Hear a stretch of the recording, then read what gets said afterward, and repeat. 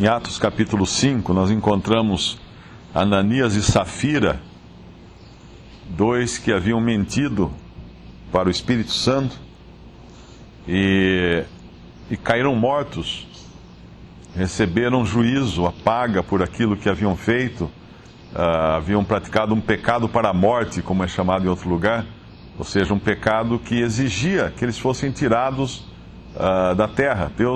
Deus muitas vezes não permite alguns pecados ou algum andar de um crente e o leva embora, porque ele não está servindo nem um pouco para o testemunho aqui. Assim que eles foram mortos, nós vemos a continuação no versículo 11. E houve um grande temor em toda a igreja e em todos os que ouviram estas coisas. E muitos sinais e prodígios eram feitos entre o povo pelas mãos dos apóstolos. E estavam todos unanimemente no alpendre de Salomão. Quanto aos outros, ninguém ousava juntar-se com eles, mas o povo tinha-os em grande estima. E a multidão dos que criam no Senhor, tanto homens como mulheres, crescia cada vez mais, de sorte que transportavam os enfermos para as ruas e os punham em leitos e em camilhas, para que ao menos a sombra de Pedro, quando este passasse, cobrisse alguns deles. E até das cidades circunvizinhas concorria muita gente a Jerusalém, conduzindo enfermos e atormentados de espíritos imundos, os quais todos eram curados. Esse era o início da igreja.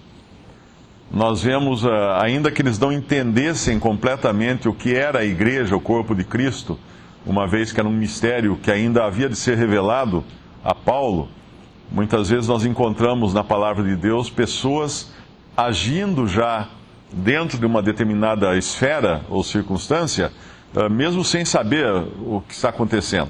E aqui eram esses cristãos, eles ainda frequentavam o alpendre de Salomão ali no templo, mas, obviamente, eles eram distintos agora do restante dos judeus. Tanto é que os incrédulos nem ousavam se juntar a eles, mas os tinham em grande estima, ou seja, os respeitavam grandemente, porque viam os sinais que estavam acontecendo. Quando nós lemos no versículo 16, hoje na cristandade a gente vê muitas campanhas de cura e tudo mais, na TV, no rádio, multidões vão a templos e os seus pregadores argumentam que aquilo ali é realmente o que Deus agindo e o que estava acontecendo no princípio, mas não é. Quando a gente lê o versículo 16, nós lemos que todos eram curados. Ou seja, não saía um ali sem ter sido curado. Não era um ou outro, todos eram curados. E até colocava as pessoas para que a sombra de Pedro passasse sobre elas. Depois nós vamos ver mais adiante também que levavam lenços para Paulo, né? Então tinha toda uma movimentação e pessoas chegando, se convertendo, sendo batizadas, e a igreja crescendo em grande número. E havia poder, havia regozijo, né? Havia alegria, havia amor entre os irmãos, eles viviam de uma maneira até a repartir tudo. Então era uma coisa totalmente nova e em grande poder. E agora nós chegamos em 2 Timóteo. E o que nós vamos ver em 2 Timóteo? O estado lamentável que já havia se instalado na igreja, já havia se instalado no testemunho da igreja.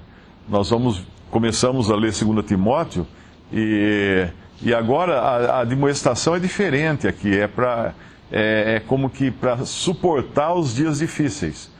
Se 1 Timóteo dizia como andar na casa de Deus, que é coluna e firmeza da verdade, 2 Timóteo vai nos falar da grande casa, onde há vasos de honra, vasos de desonra, onde há abandono, onde a doutrina de Paulo é totalmente deixada para trás. E ele exorta aqui para que Timóteo então se lembrasse das sãs palavras.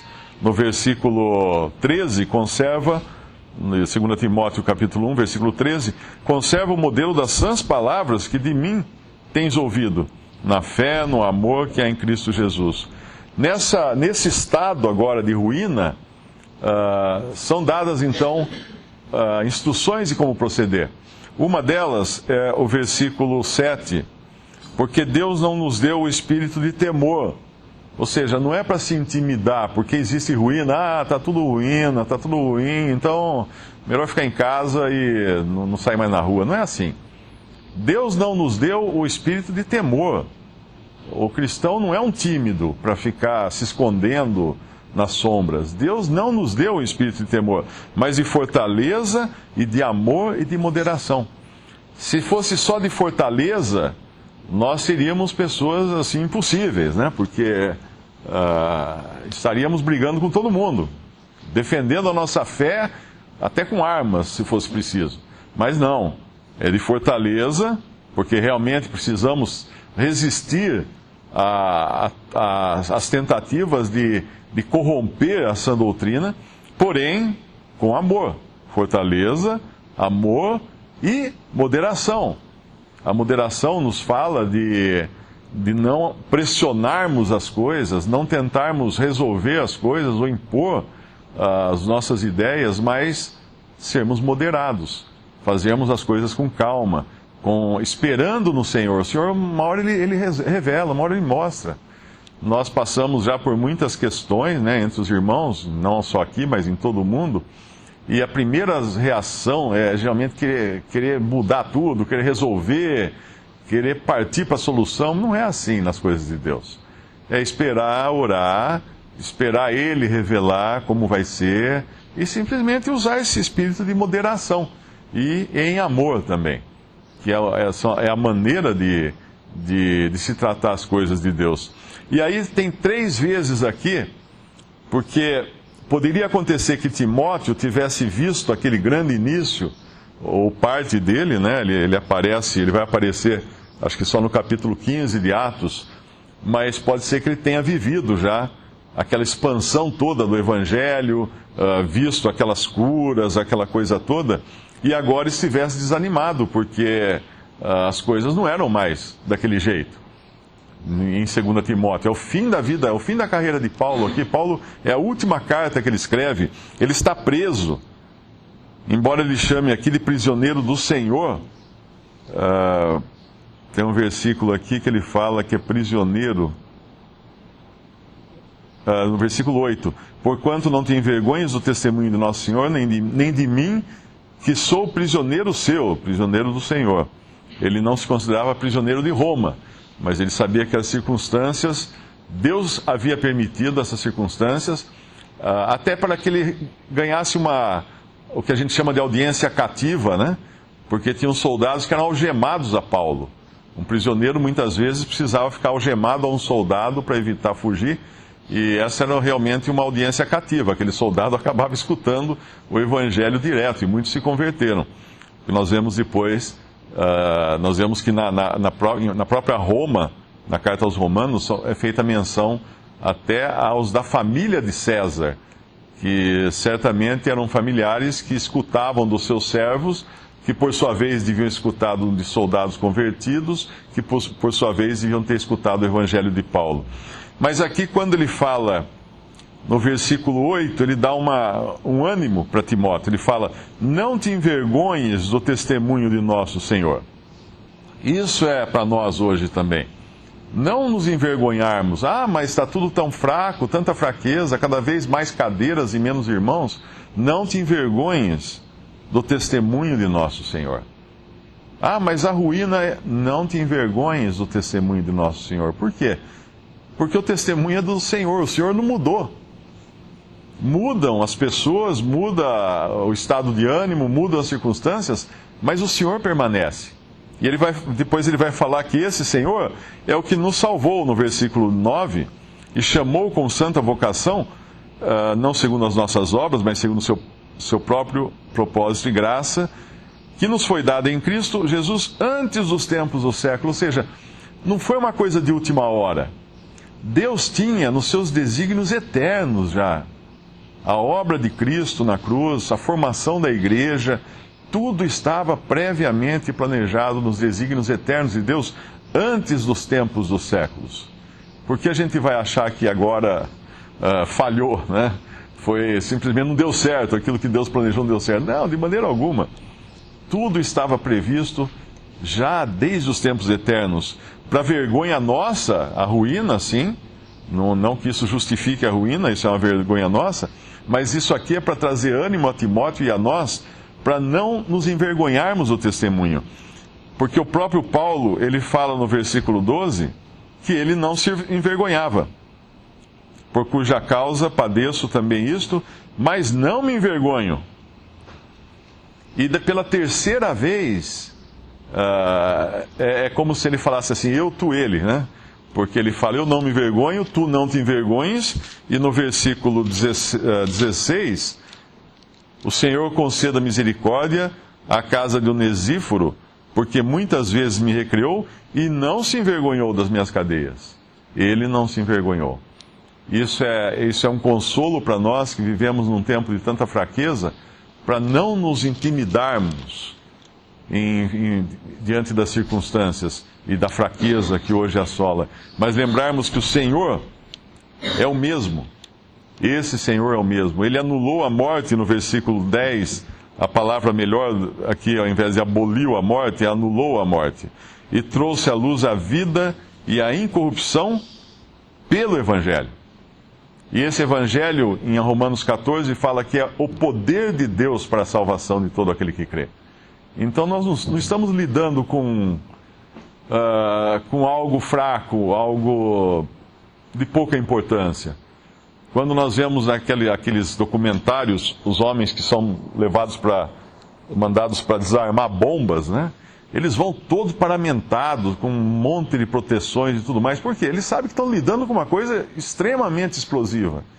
Pode ser um pacotinho do tamanho de um maço de cigarro, mas eles sabem que aquilo ali pode matar muita gente. O Evangelho é o poder de Deus para a salvação de todo aquele que crê. Esse poder não diminuiu. Desde que Cristo morreu na cruz e ressuscitou, permanece o mesmo poder de Deus. E a gente vê como Deus, todos os dias, né, nós vemos exemplo disso, em Deus salvando vidas, salvando pessoas, levando pessoas a crerem no Senhor, fazendo coisas que a gente às vezes nem acredita, né? Porque fala, mas como esse? Ou eu? Como Deus pôde me salvar?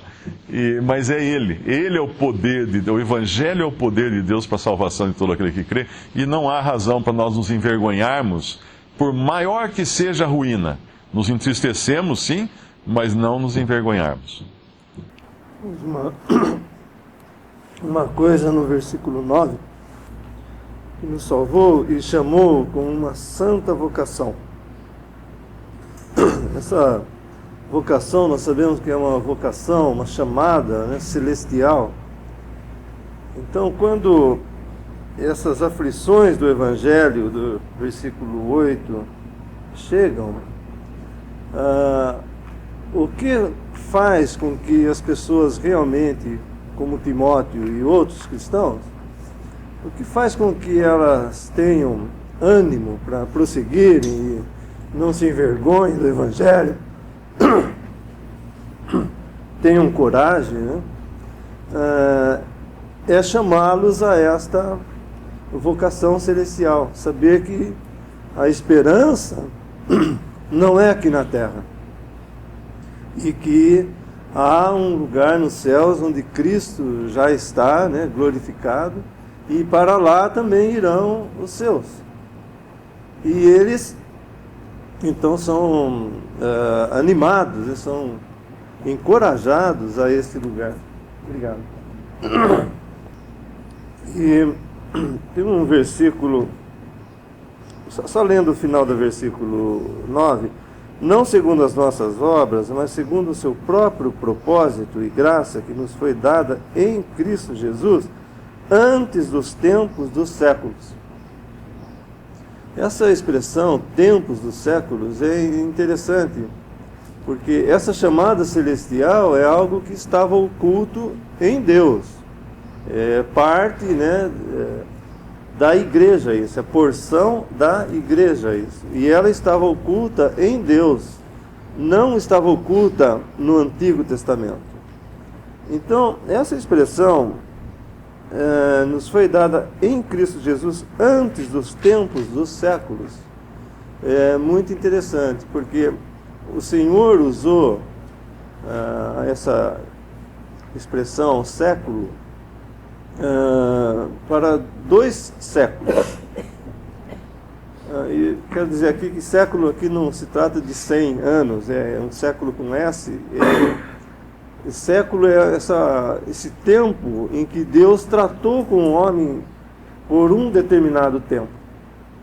E nós vemos aqui que antes dos tempos dos séculos, então, mas que séculos são esses? Antes do tempo dos séculos.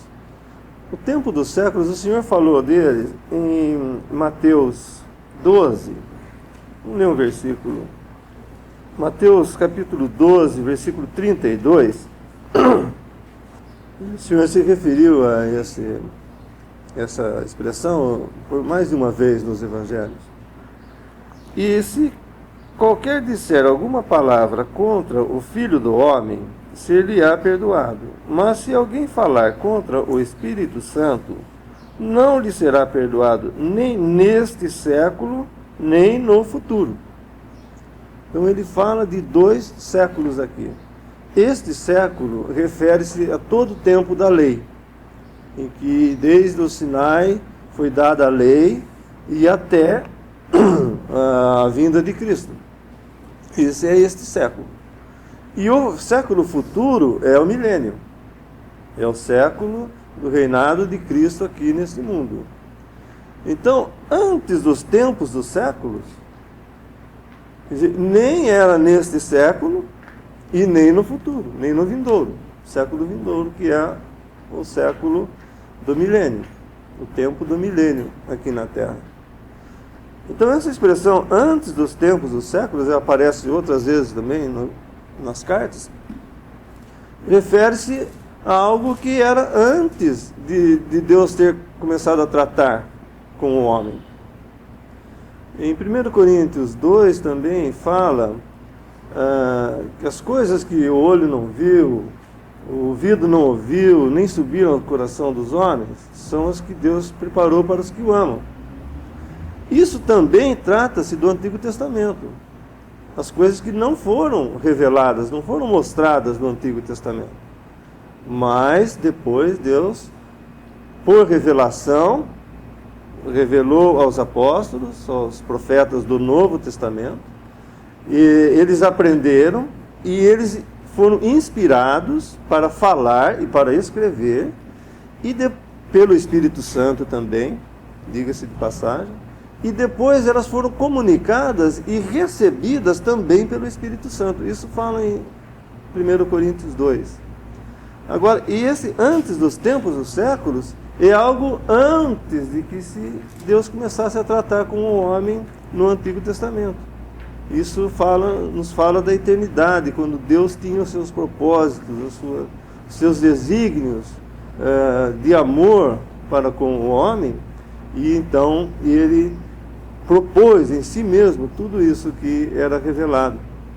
Agora, então, o apóstolo Paulo está falando isso para quem? Para Timóteo, né, que estava contemplando a chegada dessa ruína e contemplando as perseguições, contemplando os sofrimentos, as aflições que o Evangelho, por assim dizer, impunha sobre aqueles que o seguissem verdadeiramente.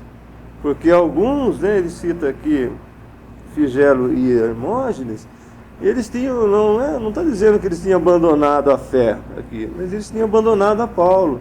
Talvez fosse muito uma carga que eles mesmos não conseguiam arcar, né, com essa carga, levar essa carga, porque realmente eram tempos muito trabalhosos, tempos muito perigosos, e que poderia, né, não digo que teve esse efeito em Timóteo, mas poderia ser causa de desânimo. Então ele está mostrando, elevando a mente de Timóteo, o coração, o espírito de Timóteo, elevando para a sua chamada celestial e mostrando que isso estava nos desígnios eternos de Deus.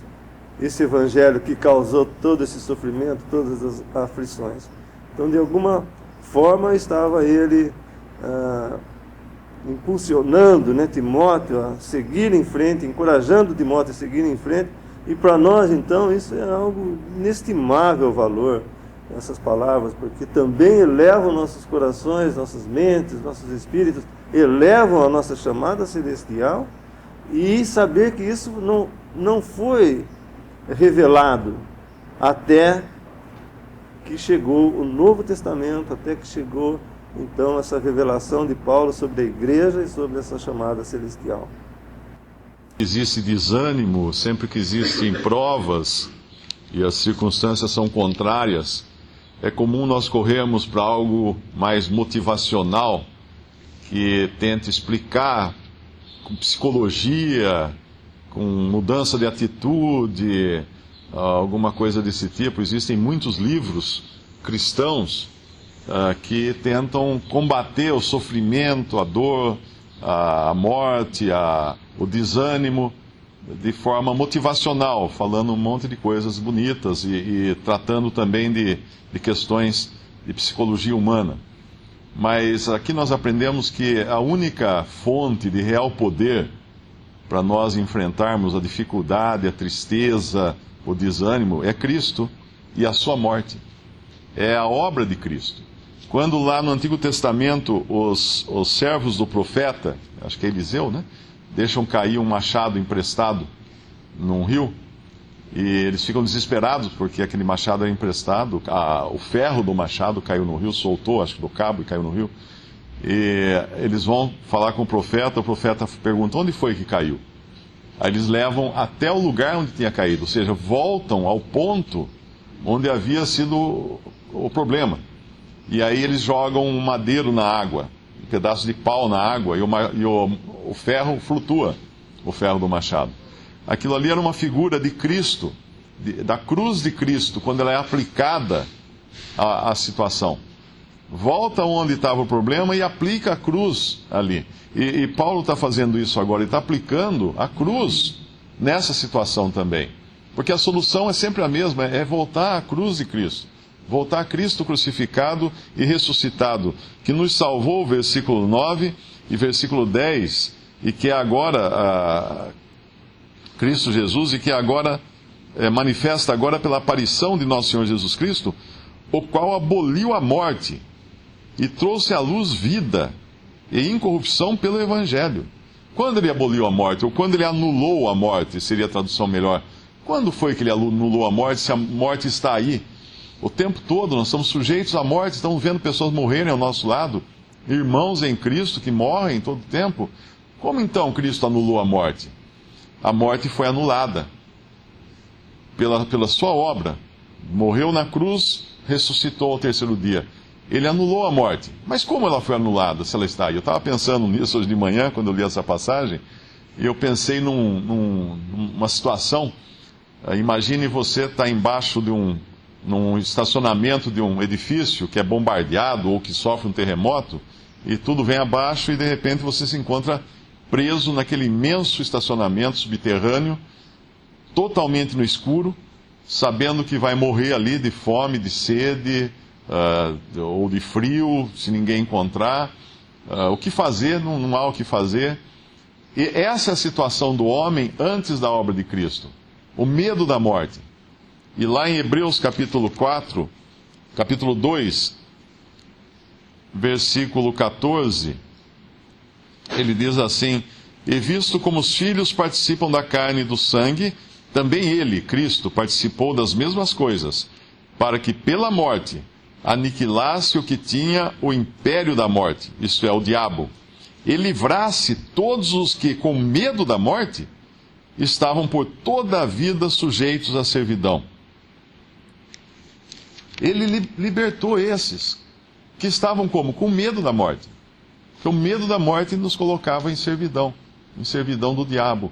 Outro dia eu vi um documentário e aparecia um pai num país do Oriente, não sei se é Indonésia, Filipinas, um desses países, onde a religião é bastante, ou é islâmica, ou é budista, e ele desesperado, porque ele havia perdido o filho dele, mas ele chorava desesperadamente, e depois ele volta outro dia até a sepultura para levar alimentos, levar comida, levar um monte de coisa para para o espírito do filho, mas chorando copiosamente, desesperado, sem solução. Porque em todas essas religiões, né, não cristãs, não tem solução para a morte. Não existe uma solução, é desespero só, é medo. As pessoas se pelam de medo, de desespero. A gente vê, às vezes, noticiário nos países islâmicos, quando acontece um enterro, um funeral, as pessoas rasgam a roupa, rolam no chão, desesperadas, gritam, dão gritos, desmaiam. Por quê? Porque a morte é desesperadora, é um medo, não tem solução. Eu estava pensando, imagine então que você preso num subterrâneo de um prédio que ruiu, e no escuro, sem solução. Mas aí você vê que alguém lá do outro lado do estacionamento desse prédio, alguém conseguiu derrubar uma parede. E a luz do sol está entrando por lá. Isso é Cristo. Ele veio, tomou o mesmo lugar de terror, de morte, de aflição do ser humano. Só que ele derrubou a parede. Ele derrubou a parede, ele anulou a morte. Ele anulou a morte. Mas eu estou ainda do lado de cá do estacionamento e vai levar um tempo até eu caminhar até lá. Mas tudo bem, mudou a minha percepção agora da morte. Eu vou caminhar tranquilamente, porque eu vejo a luz já, eu vejo a saída. Ele abriu a saída agora. A disposição minha agora é completamente diferente daquela que eu tinha 10 minutos antes, quando estava tudo escuro e não havia solução. E assim é a vida do cristão hoje.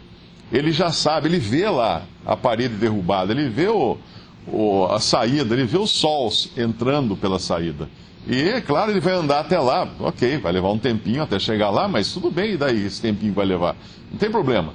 A saída está lá. E a saída não vai mudar de lugar. Ela vai continuar lá. E assim é hoje o cristão. Ele vê a luz no versículo 10, que é manifesta agora pela aparição de nosso Senhor Salvador Jesus Cristo, o qual anulou a morte. A morte está anulada. Ah, mas ela continua. Sim, mas já está lá, a saída está aberta. E trouxe à luz a vida e a incorrupção pelo Evangelho. E é para aí que a gente corre. Todas as vezes que vem o desânimo, todas as vezes que vem a aflição, que a ruína toma conta da cristandade, nós podemos nos sentir enfraquecidos, mas a saída está lá. Ele já fez. É voltar para a cruz, é voltar para o lugar onde tudo começa na vida do cristão, a cruz de Cristo, a sua morte e a sua ressurreição.